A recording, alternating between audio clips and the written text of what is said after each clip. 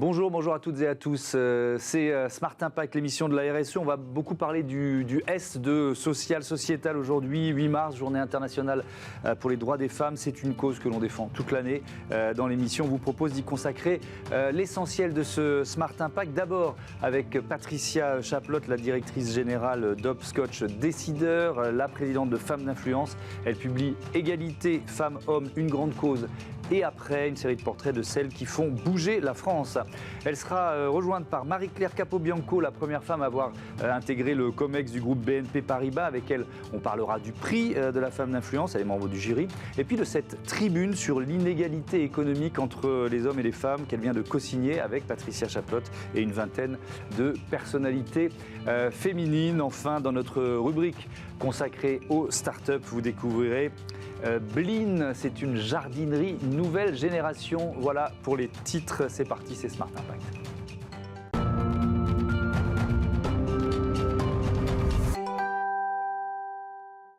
Bonjour Patricia Chaplotte, bienvenue. Bonjour. Vous êtes donc la directrice générale d'Hopscotch Décideur, créatrice du prix de la femme d'influence, et vous publiez avec Anne-Marie Rocco ce livre, Égalité femmes-hommes, une grande cause. Et après, je l'ai ici, c'est aux éditions Erol. Est-ce qu'il y a une part de bilan du quinquennat d'Emmanuel Macron sur ce thème précis, l'égalité femmes-hommes ? Au moment où j'ai eu envie de faire ce livre, je me suis rendu compte que concomitamment, il y avait eu le hashtag MeToo en octobre 2017. Et en novembre 2017, un mois après, le président déclare que la grande cause de son quinquennat serait l'égalité femmes-hommes. J'ai trouvé que c'était intéressant de voir ces deux événements se rejoindre et de se dire, après tout, qu'est-ce qui s'est passé depuis ces 5 ans. L'idée, c'était évidemment de faire une analyse et de pouvoir publier le livre juste avant la date anniversaire de la journée de la femme, et puis d'être un mois avant l'élection présidentielle et de regarder en fait ce qui s'était passé. Qu'est-ce que vous mettez au crédit du président et de son gouvernement ? Déjà, de déclarer que sa grande cause serait l'égalité femmes-hommes, c'était déjà bien.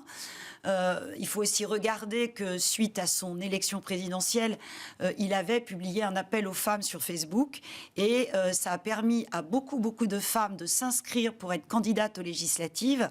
Et nous avons aujourd'hui 228 femmes députées et donc on est à presque 40% de femmes à l'Assemblée nationale, ce qui s'était jamais vu sous les autres quinquennats. Donc déjà, il a démarré en donnant une chance à plein de femmes qui n'avaient jamais fait de politique de leur vie. Et après, dans les réformes, qu'est-ce que vous mettez en avant ? Il a rencontré cette femme incroyable qui s'appelle Marlène Schiappa, qu'un élu lui a présenté. Et c'est vrai qu'ils ont fait un certain nombre de choses. Le Grenelle des violences faites aux femmes. Bon, il y a eu le bracelet qui est anti-rapprochement, non pas pour les femmes mais pour les hommes. Je crois que c'était important aussi d'expliquer que c'est pas aux femmes de prendre leurs enfants sous le bras et de s'en aller, c'est plutôt aux maris violents de les faire partir. Voilà, il y a eu beaucoup de choses qui ont été faites. L'index de Muriel Pénicaud sur la transparence des niveaux de salaire dans les entreprises, ça c'est aussi important parce que quand on est dans une boîte, on peut demander à savoir combien est payé un homme qui a le même niveau de diplôme que vous et le même niveau de hiérarchie dans l'entreprise. Si on met, alors c'était la colonne crédit, à la colonne débit, vous mettez quoi ? Alors, la colonne débit, je le dis et je crois que certaines marcheuses le disent aussi, le président a été changé le président de l'Assemblée nationale, 2 à 3 fois le président du groupe parlementaire, le président du parti. On a changé de Premier ministre pendant 5 ans, pas une femme. Ça, j'ai tenté de dire que en riant, il y a un petit truc quand même. Il y a un petit côté club anglais dans l'entourage d'Emmanuel Macron. On peut le regretter parce que je pense qu'il y a des femmes bien dans l'entourage du président de la République ou même ailleurs. Et je pense qu'on aurait pu mettre des femmes à ces différents postes. Et alors, je voudrais qu'on parle maintenant de la crise sanitaire et je vais citer Simone de Beauvoir qui écrivait ceci, n'oubliez jamais qu'il suffira d'une crise politique, économique ou religieuse pour que les droits des femmes soient remis en question. Ces droits ne sont jamais acquis. Vous devrez rester vigilant de votre vie durant. Malheureusement, la crise sanitaire a prouvé que c'était vrai. La crise sanitaire a prouvé que c'était vrai. On voit sur les plateaux de télévision, au moment où il y a eu la crise, il y a eu beaucoup plus d'hommes qui ont été présents sur les plateaux que de femmes. Alors, il y a aussi beaucoup plus d'hommes scientifiques, mais donc il a fallu quand même aller chercher des femmes. On interviewe dans le livre, on consacre un chapitre à Karine Lacombe, qui a été une femme qui est infectiologue et qui a occupé beaucoup la place sur les plateaux. Mais elle nous raconte, pour ceux qui liront le livre, ils le verront, combien ça a été violent pour elle. Elle a été accusée d'être proche de certains lobbies pharmaceutiques. Il y a eu des violences, elle a eu des menaces de mort. Plus parce que c'était une femme, d'après vous ? Elle le voit comme ça, en tout cas. Et c'est vrai que ça a été très difficile pour elle. À un moment donné, elle voulait plus aller sur les plateaux. Puis elle s'est dit, il ne faut pas que je lâche l'affaire, il faut que j'y retourne.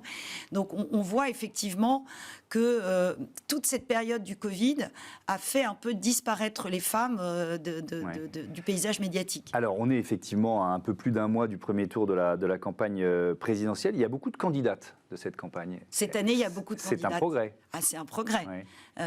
Je ne sais pas si une d'entre elles gagnera, ce qui serait évidemment une bonne chose pour la démocratie et la place des femmes. Mais en tout cas, il y a beaucoup de candidates. Et je pense que c'est bien parce que ça s'améliore.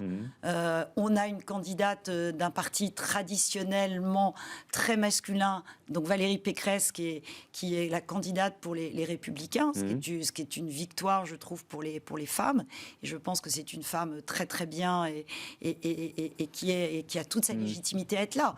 Après, est-ce que certaines d'entre elles vont gagner ? C'est une autre histoire. Est-ce que Éric Zemmour, c'est votre épouvantail dans cette présidentielle ? Un peu. Parce que, il y a cet aspect sexiste. Il tient des propos à l'encontre des femmes qui sont assez violents, qui sont assez déstabilisants. Alors après, il essaie de se rattraper parce qu'il faut savoir qu'il y a 52% des personnes qui votent sont des femmes. Donc il a peut-être un peu compris que finalement, il fallait quand même... Mais c'est vrai qu'il a des propos qui sont très sexistes. Il faut plutôt que les femmes restent à la maison. Il faut plutôt que... J'en ai un extrait du Suicide français, l'un de ses best-sellers 2014. Les femmes, je pense qu'il faut le rappeler quand même, on est en campagne, les femmes ne créent pas, elles entretiennent. Elles n'inventent pas, elles conservent. Elles ne forcent pas, elles préservent. Elles ne transgressent pas, elles civilisent. Elles ne règnent pas, elles régentent. En se féminisant, les hommes se stérilisent, ils s'interdisent. Toute audace, toute innovation, toute transgression. Je sais bien que le candidat de Reconquête dit maintenant je fait de la politique, tout ce que le polémiste a dit avant, on le balaye, mais c'est peut-être un peu facile. Ça va à l'encontre de tout ce que vous défendez quand même. Ça va complètement à l'encontre et des hommes comme Éric Zemmour, il y en a d'autres beaucoup moins connus, beaucoup moins médiatiques, à tous les niveaux de la chaîne des entreprises, dans l'administration, etc. Donc ce qui est important, c'est justement de pouvoir lutter, de pouvoir mettre des femmes à des postes beaucoup plus importants, à des postes où les femmes prennent des décisions pour justement changer tous ces discours très sexistes. Ouais. Alors vous consacrez, il y a plusieurs chapitres, il y a 10 femmes qui comptent, 10 femmes d'influence. Alors j'ai choisi de parler de Julia Bijawi, qui est la cofondatrice, la présidente de Frishti, parce que vous faites un constat qu'on a plusieurs fois réalisé et combattu d'ailleurs ici. Les investisseurs préfèrent les hommes. Comment changer ce machisme financier ? Ça date pas d'hier, parce que quand on parle aussi même des femmes créatrices d'entreprises, indépendamment de cet univers de la Startup Nation, c'est toujours plus compliqué pour une femme d'aller voir un banquier et d'aller lui demander de l'argent pour créer son entreprise que pour un homme. Alors, on est nos propres ennemis. Je vais faire la caricature. Nous, qu'on arrive, on va dire « Bonjour, monsieur le banquier, j'ai un petit projet qui est pas trop mal. Est-ce que vous pourriez me prêter un peu d'argent, etc. » Les mecs, ils arrivent « J'ai le projet du siècle, c'est génial. Voilà, vous allez me prêter 4 millions, 5 millions, etc. » On a aussi quelquefois ce sentiment où on ne sent pas notre place, où on est un peu timide, où on a un peu peur, on n'ose pas demander. On nous a toujours éduqués que les femmes ne parlent pas d'argent. C'est pas joli. Donc c'est vrai que cette Startup Nation et ce monde des entreprises de la nouvelle économie, on pensait que cette génération allait justement casser tout ça. Et en fait, je retrouvais un chiffre que l'association Sista a mis en avant avec une étude qu'ils ont faite, que finalement, il y a simplement 5%, je crois, de femmes de la start-up, du monde des start-up qui arrivent à obtenir des financements, alors que dans le secteur beaucoup plus traditionnel, c'est 30%. Donc en fait, l'univers des start-up, Julia Bijawi était la première à rentrer au Next 40, donc le CAC 40 des start-up, et là, on se rend compte qu'un an après, elle n'y est plus et il n'y a plus de femmes. Donc on est reparti à l'envers. Donc il y a encore beaucoup de travail. Et il y a eu quelques photos, notamment une qui a repris le chapitre sur Julia Bijaoui, pour ne pas le citer, nos amis de Challenge, où on voit la photo de ces hommes des startups qui sont tous en jean et en chemise blanche, et ils sont 20 mecs, il n'y a pas une femme. Ah oui. Autre témoignage dans votre livre, celui de Delphine Ernotte, la présidente de France Télévisions. Alors là, on est autour de la question de la place, de la représentation des femmes dans les médias. Mais je voudrais aussi évoquer un aspect que je trouve important. Delphine Ernotte, elle a nommé beaucoup de femmes à des postes de direction à France Télévisions. Est-ce que c'est une sorte de mission que les femmes dirigeantes doivent se donner ? Je pense que les lois Copé-Zimmermann, la loi Marie-Pierre Rixain qui a été votée en décembre dernier, montrent qu'il faut effectivement pousser un peu les murs et forcer un peu avec des quotas, malheureusement, le fait qu'il y ait des femmes qui aient des postes de direction. À partir du moment où des femmes dirigent, elles vont pouvoir prendre des décisions, pouvoir décider de nommer des femmes à certains postes. Je peux prendre même l'exemple de la haute administration. Marianne Barbalayani, qui dirige Bercy, a mis des comités de sélection dans les directions de Bercy. Et s'il n'y a pas au moins 1 ou 2 CV de femmes, ou que ses équipes ne lui présentent pas des femmes, elle ne retient pas la candidature. Voilà. Parce que si vous arrivez avec 5 CV d'hommes, non. Voilà. Et de dire cherchez, je suis sûre que vous n'avez pas bien cherché, cherchez, je suis sûre que vous allez trouver des femmes. Oui. Je pense que dans le monde des médias, c'est pareil. Voilà. Alors il y a beaucoup de duos maintenant. Je trouve que c'est assez marrant. Est-ce qu'on a compensé un peu ces sujets-là dans les chaînes d'infos? Il y a beaucoup de duos hommes-femmes. Ce qui est plutôt pas mal. Les choses évoluent. Je pense qu'une femme comme Delphine Ernotte fait évoluer la place des femmes. Mais là où je suis d'accord avec vous, sur le volontarisme, c'est aussi dans les choix de programmation. Alors là, je parle de ce qu'on fait nous ici, et d'essayer le plus possible, avec Joséphine Dacoury, la programmatrice de l'émission, d'atteindre ou de flirter avec la parité. Restez avec moi. C'est surtout les sujets aussi. Bien sûr, les thèmes. Qu'il y ait des femmes en plateau et que les thèmes soient aussi... Évidemment, on est d'accord. On accueille tout de suite Marie-Claire Capobianco pour parler, entre autres, du prix de la femme d'influence.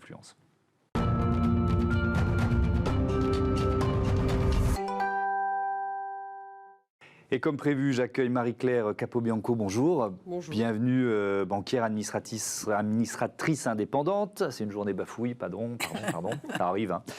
Je ne suis pas une machine. On va parler du prix de la femme d'influence. Vous étiez femme d'influence économique 2014. C'était pour la première édition. Vous êtes aujourd'hui membre du jury, partenaire du prix. Je disais dans les titres que vous avez été la première femme à avoir intégré le COMEX du groupe BNP Paribas, ancienne directrice aussi de la Banque de détail en France. Je posais la question sur Delphine Ernotte. Est-ce que vous avez, entre guillemets, profité de ce poste pour promouvoir d'autres femmes? On parle de transmission et finalement de l'importance des modèles aussi. Oui, c'est très important, effectivement. Enfin, le côté, la responsabilité que l'on porte quand on occupe une fonction très visible comme je l'ai été, en étant la première, suppose que nous aidions ensuite à ce qu'il y en ait davantage de femmes dans ces postes de fonctions importantes. Et donc, j'ai beaucoup insisté. Et j'entendais Patricia parler de la mesure mise en place par Delphine Ernotte en termes de RH, ou de Marianne Barbalayani plus précisément, en termes de RH. Et effectivement, c'est une mesure que nous avons prise également, que le groupe BNP Paribas avait prise à l'époque, qui est de dire nous ne pouvons pas avoir uniquement des candidats hommes pour certaines fonctions, il faut systématiquement des femmes. Et puis après, bien sûr, le choix se fait par rapport à la compétence, c'est évident. Mais c'est très important de montrer aux femmes que d'abord, il est possible d'atteindre des fonctions de cette nature-là, et que par ailleurs, il faut donc les trouver, comme vous le disiez, pour qu'elles puissent candidater et être repérées pour le faire. La féminisation des COMEX, justement, c'est une cause qui progresse, notamment grâce à la loi. Donc il a fallu en passer par une contrainte réglementaire.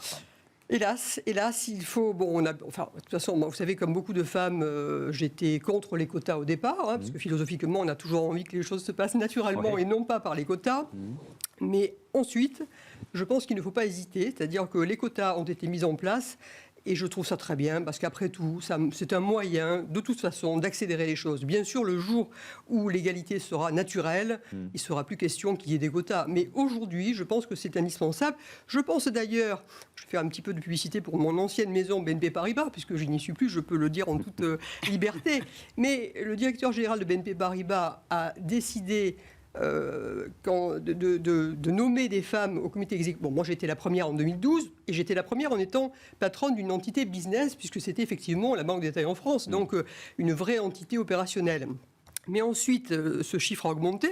Et il a, dans l'Assemblée générale de l'année dernière, il a donc annoncé, et il l'a fait, qu'il mettait plusieurs femmes, que donc le COMEX allait être à 30% composé de femmes, ce qu'il est actuellement, et qu'il serait à 40% en 2025.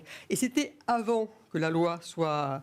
Et je disais aux chefs d'entreprise que je rencontrais ou aux différentes instances dans lesquelles j'étais, j'ai dit, mais vous êtes contre les quotas, mais très bien, mais prenez donc l'engagement avant même que la loi ne vous y oblige, vous aurez le bénéfice de l'avoir décidé. Évidemment. Le prix de la femme d'influence, Patricia Chaplotte, la dernière édition, c'était en novembre, c'est ça? Oui, en décembre. Novembre, c'est ça, Palais Brognard. C'est quoi? Pourquoi vous l'avez créé? Pourquoi c'était important? Alors, j'ai créé ce prix parce que moi, je travaille dans la communication, donc je lis les médias tous les jours et je trouvais qu'on parlait très peu de femmes dans les médias. Il y a eu une période où il y a eu 10 femmes qui cannibalisaient l'espace médiatique, des femmes extraordinaires. On peut en citer quelques-unes, Mercedes Serra qu'on adore, Clara Guémard, etc., etc. Mais je me suis dit... En plus, avec des femmes qui ont fait l'ENA, Polytechnique, Sciences Po, HEC, etc.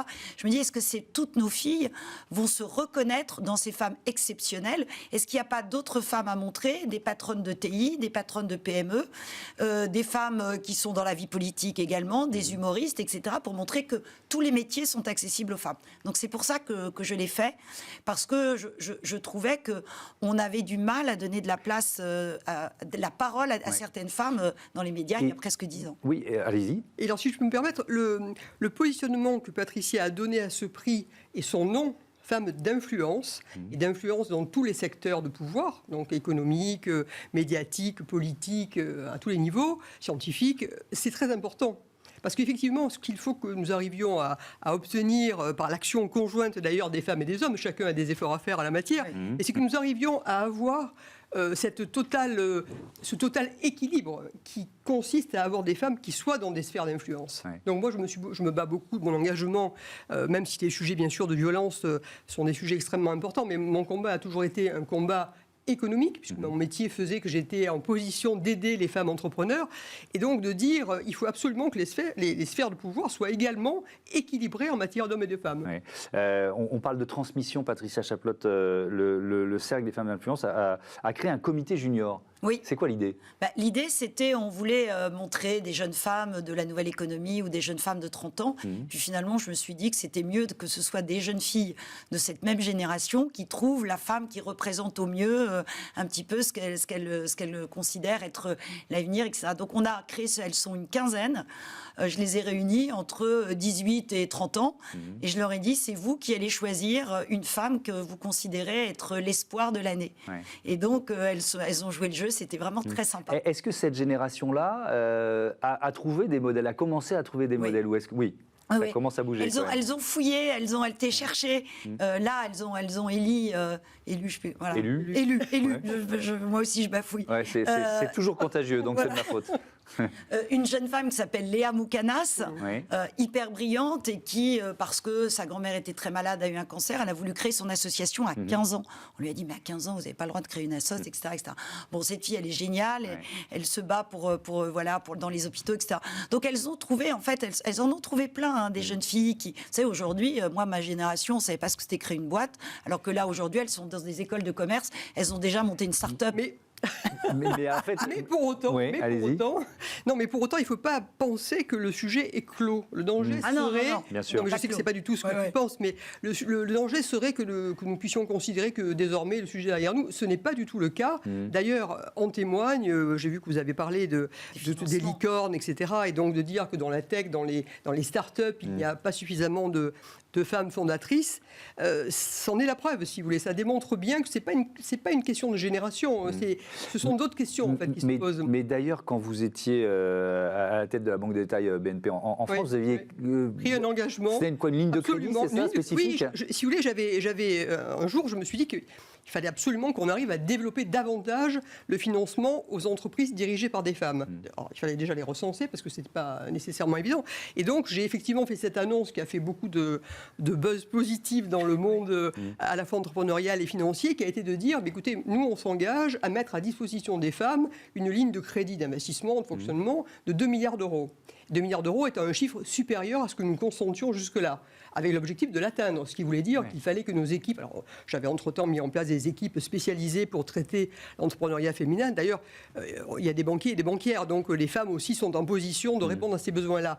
Mais je l'avais fait pour montrer que, d'abord, les femmes pouvaient demander et obtenir des financements à l'égal des hommes, ce qui ne se passe malheureusement pas encore aujourd'hui, et que par ailleurs, une grande banque pouvait s'engager sur un sujet comme celui-là. Et je peux témoigner, puisque quand j'ai voulu acheter mes bureaux, et je dirigeais une TPE de 15 personnes, j'ai appelé Marie-Claire, je lui ai dit, écoute, je voudrais acheter mes bureaux, mon expert comptable me dit, non mais Patricia, tu n'y arriveras jamais, tu n'auras jamais ton crédit. Je lui ai dit, je te garantis que je vais l'avoir, mon crédit. Et j'ai pu acheter mes bureaux grâce mais le sujet le plus important, c'est effectivement le sujet du capital. Vous avez, je crois, également un petit peu on l'a évoqué tout à l'heure, mais c'est vrai que le sujet de la levée de fonds, là, je pense que c'est le concentré de la difficulté pour des femmes. Alors, difficulté qui tient à leur personnalité, parce que c'est vrai que des femmes arrivant pour pitcher ne pitchent pas de la même façon au départ que des hommes. D'ailleurs, aussi bien Tatiana Jama que Céline Lazorte, qui ont créé, donc, elles aussi, puis qui sont à l'origine de Sista, le racontent dans leur histoire personnelle en disant on est arrivé devant les États-Unis, les Américains, ils nous ont dit you want to create, to build an empire. Et on a dit, on ne savait pas ce qu'il fallait répondre. Et bon, après, elles ont compris, donc c'est très amusant d'entendre tout ça. Mais effectivement, les femmes n'ont pas le même comportement et les équipes d'investisseurs sont des hommes et par conséquent n'ont pas les mêmes questionnements pour elles que pour des hommes. Alors, un constat des chiffres INSEE qui sont sortis il y a quelques jours, publiés le jeudi 3 mars, 22%, c'est l'écart moyen des salaires entre les hommes et les femmes en 2019. Alors, si on compare à 95, donc c'était longtemps auparavant, hein, le chiffre est en baisse, puisque c'était 27% en 95, mais enfin bon, les inégalités de revenus sont encore bien présentes. Vous venez d'ailleurs de publier dans la Tribune un texte, un manifeste pour l'émancipation économique des femmes, que vous signez toutes les deux avec une vingtaine de personnalités féminines. Il y a cette inégalité-là. Quelles sont les inégalités principales que vous dénoncez ?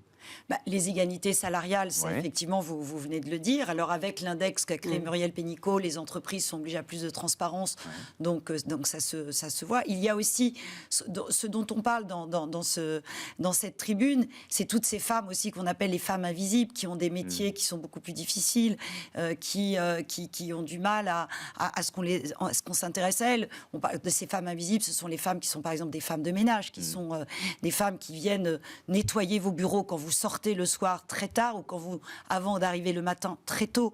Aujourd'hui, il y a des entreprises qui le font, il y a des entreprises, nous on a accepté chez Hopscotch d'avoir les femmes de ménage dans la journée avec nous pour qu'elles puissent rentrer chez eux, s'occuper de leurs enfants, parce que c'est souvent des familles monoparentales.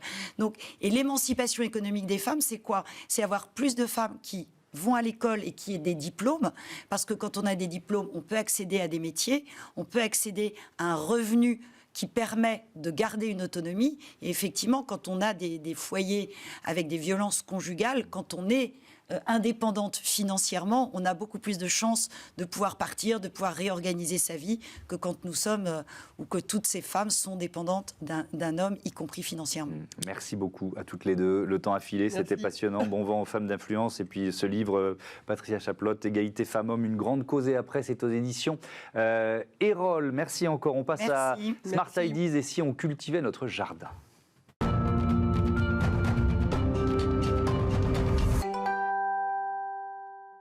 L'invité de ce Smart Ideas, c'est Quentin Lantier. Bonjour, bienvenue. Bonjour Thomas, merci de me recevoir. Vous êtes le fondateur de Bleen. Alors j'ai lu en préparant l'émission que vous étiez investisseur en private equity. Pourquoi vous avez fondé Bleen ? C'est quoi le déclic ? Alors en effet, à la base, je ne suis pas du tout de ce secteur-là. Oui. J'ai eu un déclic un peu par hasard pendant le premier confinement où naturellement j'ai eu l'occasion de passer plus de temps dans mon jardin. Et ça m'a donné envie de m'y investir. J'avais notamment très envie d'avoir un petit potager pour cultiver mes propres fruits et légumes, où je rêvais d'avoir une belle pelouse sur laquelle je pouvais enfin marcher pieds nus. Donc je suis allé en jardinerie, je me suis orienté vers un vendeur qui m'a montré un rayon avec 30 références d'engrais différentes. Je ne me suis pas vraiment senti accompagné, pas rassuré. Et en regardant les étiquettes un peu plus proches, je me suis rendu compte que c'était contraignant, compliqué, pas forcément pas forcément transparent, pas naturel et potentiellement dangereux. Et c'est à ce moment-là que je me suis dit, c'est dingue, le jardin, c'est quelque chose qui est encore très compliqué aujourd'hui, pas forcément très moderne dans son approche. Alors qu'en fait, en France, on a plus de 20 millions de ménages français qui ont un jardin, qui sont des jardiniers du dimanche comme moi, et qui ont juste envie d'avoir un espace un peu sympa pour se détendre le week-end. Mais alors, comment la technologie peut simplifier, transformer l'entretien de la pelouse, quoi? Alors oui, notre premier produit, c'est sur l'entretien de la pelouse. Donc, c'est un programme d'entretien 100% personnalisé et naturel. Concrètement, comment ça se passe? Vous connectez sur notre site internet, qui est www.mybleen.com. Vous rentrez votre adresse postale, on vous localise. Et là, grâce à notre algorithme de folie, on croise différentes données sur la composition du sol, l'ensoleillement, les précipitations, les températures. Et on crée un programme adapté à votre jardin qui va s'articuler en 3 temps, qui sont en fait 3 box. Printemps, été, automne, qui sont les 3 grandes saisons du jardin. Et donc là, dans une box, par exemple, il y a ce produit, c'est quoi? Et donc dans une box, vous recevez des poches de nutriments liquides, qui sont bio, qui sont prédosés par nos experts, donc qui empêchent tout risque de surdosage. Et contrairement aux engrais traditionnels, donc qui sont respectueux de l'environnement et qui empêchent tout le risque de lessivage des sols. Comment vous les avez mis au point? Parce que c'est beau d'avoir l'idée, mais après, il faut trouver les compétences pour mettre au point. Exactement. Donc à la base, je n'étais pas jardinier, donc il y a eu un gros travail de parler avec beaucoup de jardiniers professionnels, comprendre les enjeux, les problèmes. J'ai commencé à avancer avec 2-3 jardiniers, et après j'ai été accompagné par des experts notamment qui s'occupent de toutes les pelouses de stade, par exemple de Ligue 1. Donc en fait c'est une société qui gère 80%, qui produit les pelouses de 80% des stades de Ligue 1 et du top 14. Alors celui du PSG, exactement. C'est un billard, c'est un anglais d'ailleurs. Notamment celui du Real Madrid. D'accord. C'est du Made in France? Bien sûr, tout est du Made in France. Pour moi, c'était très important de favoriser des acteurs français en travaillant avec des producteurs et des experts qui partagent les mêmes valeurs que moi. Le modèle économique, c'est quoi? C'est un abonnement? On achète une box? Sur le premier produit, c'est un abonnement annuel en achetant, et donc finalement on reçoit 3 box dans l'année, donc au printemps, à l'été, à l'automne. D'accord. Ça, c'est le premier produit, c'est la première offre. Il y en a d'autres à venir? Exactement, ça c'est la première offre, et notre objectif c'est vraiment de devenir une jardinerie complète. Donc là on est en train de développer la gamme de produits avec des bulbes, des semences, du terreau, du petit outillage, des plantes bien sûr. Bleen est membre de 1% for the Planet. Vous nous rappelez peut-être de quoi il s'agit? Quel engagement ça suppose, ça? Et exactement, j'ai fait le choix de m'engager dès la première année dans ce mouvement qui est 1% for the Planet, qui consiste à reverser 1% de son chiffre d'affaires de chaque vente à une jeune association. Là, j'ai choisi Des enfants et des arbres, qui a pour ambition de sensibiliser les nouvelles générations à la préservation de la biodiversité, avec un angle intergénérationnel qui est assez sympa, dans le sens où les enfants vont rencontrer les agriculteurs français et les aider à replanter des arbres. C'est quoi le modèle de distribution? J'ai oublié de vous poser cette question. C'est du 100% numérique pour l'instant? Exactement. Pour la première année, ça sera du 100% digital. Et après, on y réfléchira à la suite. Vous êtes également associé de Time for the Planet. Alors, c'est encore autre chose. C'est une communauté de citoyens actionnaires qui rassemble de l'argent. Ça, c'est plus à titre personnel. Oui, c'est à titre perso, mais ça m'intéresse de savoir pourquoi. Vous pensez que l'innovation, c'est un levier important, ça? Je pense qu'aujourd'hui, il y a encore beaucoup de choses à faire dans ce secteur. Et peut-être qu'on ne le regarde pas assez. Et je trouvais que justement, Time for the Planet allait dans ce sens et ça m'intéressait de l'accompagner. Et ben voilà. Merci beaucoup, Quentin Lantier. Bon vent, surtout bon soleil au gazon Bleen. Voilà, je voudrais remercier Joséphine Dacoury à la production et la programmation de l'émission, assistée de Maxime Lerba aujourd'hui, Ulysse Touret à la réalisation, Saïd Mamou au son. Belle journée à toutes et à tous.